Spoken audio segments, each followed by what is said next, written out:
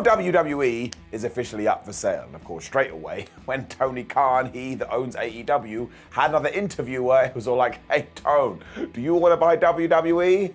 It was like, yeah, maybe. Why not? I'm rich. And of course, everyone then acts like we can't talk about this, but of course we can, because being fantasy bookers and speculation is the best thing about being a damn wrestling nerd. Hello, I am Simon from What Culture. Please do subscribe.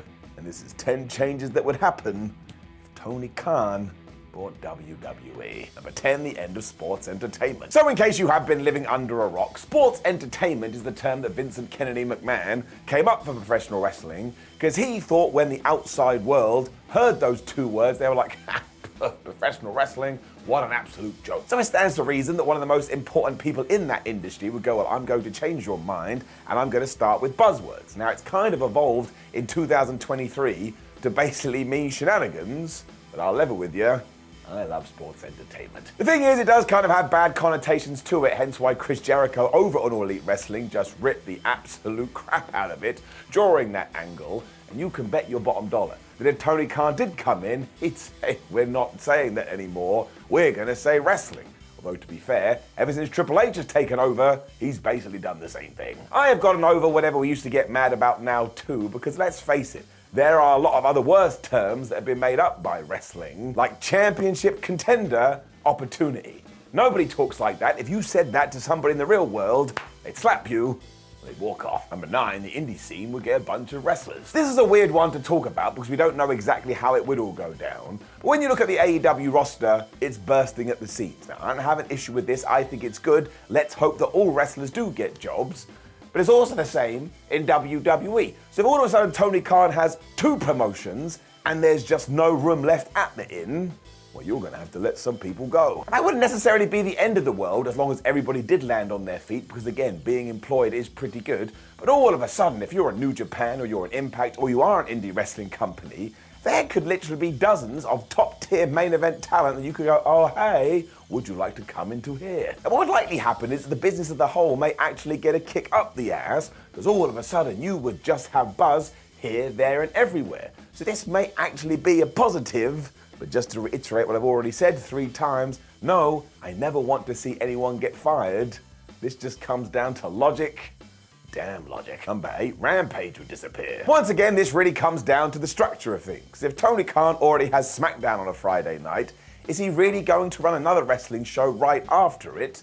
And would anybody actually be able to pull that off? I mean, it's pretty hard right now when you've got 2 separate promotions. And once again, we do not know how this would go down. Maybe Khan would run it in a completely different way where you could have separate entities, but he just sits on a big old throne. But this is why it's so fascinating to talk about. Like, would he keep AEW and WWE separate? Or would we get one hell of an invasion angle? I mean, you can even go back to the last entry and say, but Simon, if he does keep Rampage, then you could hire more wrestlers. And I'd be like, yes, that's a terrific point. So do you see why these discussions need to be had? It would be such a fascinating universe. Although as we are here, do I think it's ever going to happen?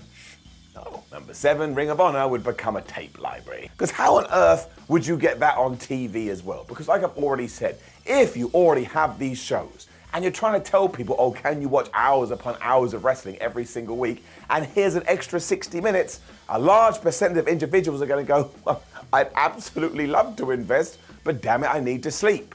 And I'd be one of those. There's already a crazy amount out there anyway. I also cannot believe that if you are promoting WWE pay-per-views and AEW pay-per-views on one show, that you can get anybody to dip into their pocket to go watch an ROH one as well. And even if you do take stars from the other products and put them on there, someone's going to go, well, I can just go to the other place to begin with. And now listen to me, I'm not making any sense. This may actually be the best thing for Ring of Honor anyway, because it does have an absolute tremendous history.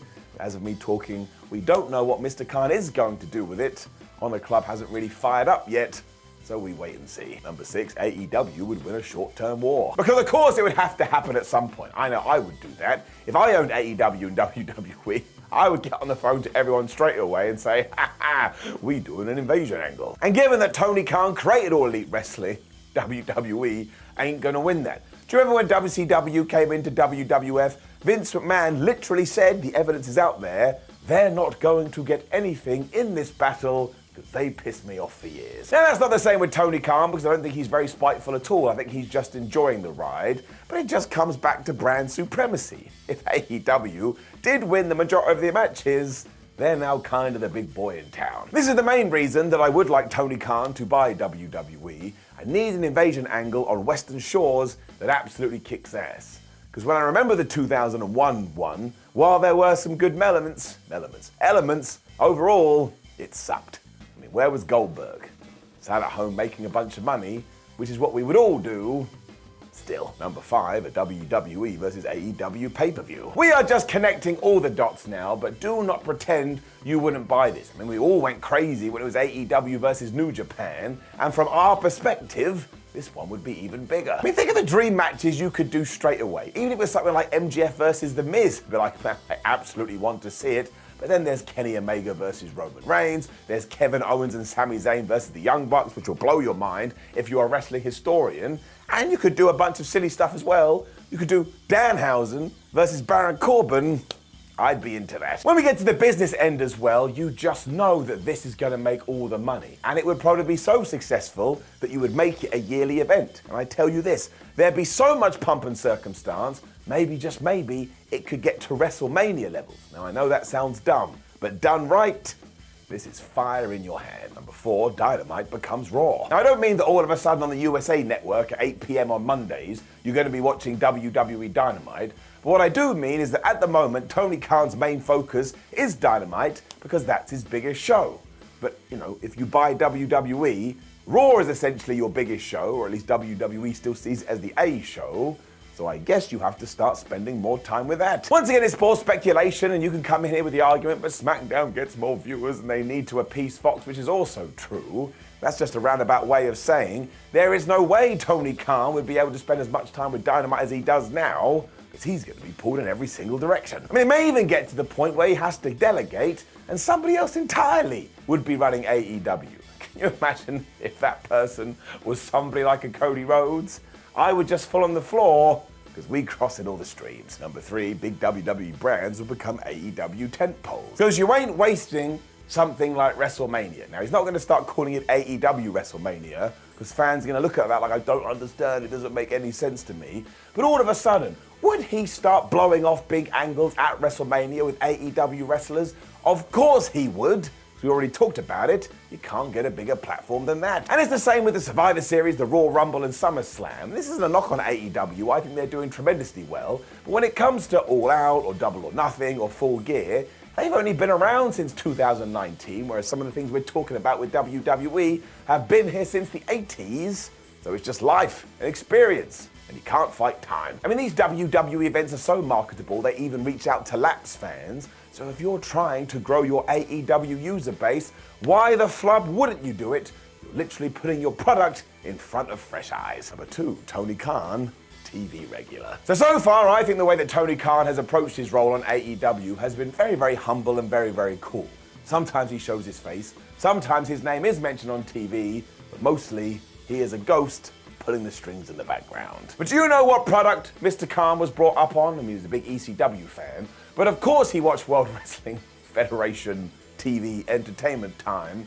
Are you going to tell me he wouldn't want to step into that role at least once? Of course he would, and I know this because so do I. I actually wouldn't have a problem with this at all because WWE always leans that way. I mean, Vince McMahon used to do it, Triple H used to do it, Stephanie McMahon used to do it, and while it is lesser at the moment, they still hovering around. So if Tony Khan owns the thing, he could just go and have a good time. And he should have a good time. Stop being negative Nancy's. Number 1, AEW could vanish. And we really do not know what would happen, and we are kind of entering the forest of question marks here. But WWE is probably always going to be the bigger brand, because as we've already talked about, it just is the bigger brand after being around for like 472 years. So would it be the case that when Tony looks at all of his shows, he starts thinking to himself, well, I've done a great job with those 3 letters, AEW, but if I do change them all to WWE, I'm going to make more money, I'm going to have more people watching, and everybody is just going to feel better in their tum-tums, so maybe this is the way to go. I don't know. It's something to talk about. I mean, you can absolutely co-run both of them, but we saw what happened when WWF and WCW tried to coexist. And this one is the biggest one of them all, at least when it comes to Simon Miller's brain. I just don't know how one person can operate both. which is another reason why I would love Tony Khan to buy it, because I want to see what's going to happen. I want to live in that fantasy world, see where we get to in 2045. Now, of course, look, there's going to be loads more of these, so make sure you let me know in the comments below, and make sure you discuss all the ones that we have chatted about, because it's an absolute crazy time. Like the video, share the video, and subscribe. And head to whatculture.com, where you can read everything we're doing and everything you want to do, whatever that means. Follow us on social media, and go check out some more videos. We have a hell of a lot of lists. My name is Simon for What Culture. Thank you very much for watching me as always, and thank you to all the people that get crazy when we do these kinds of videos. I'm just entertaining myself, friends, and I always will do.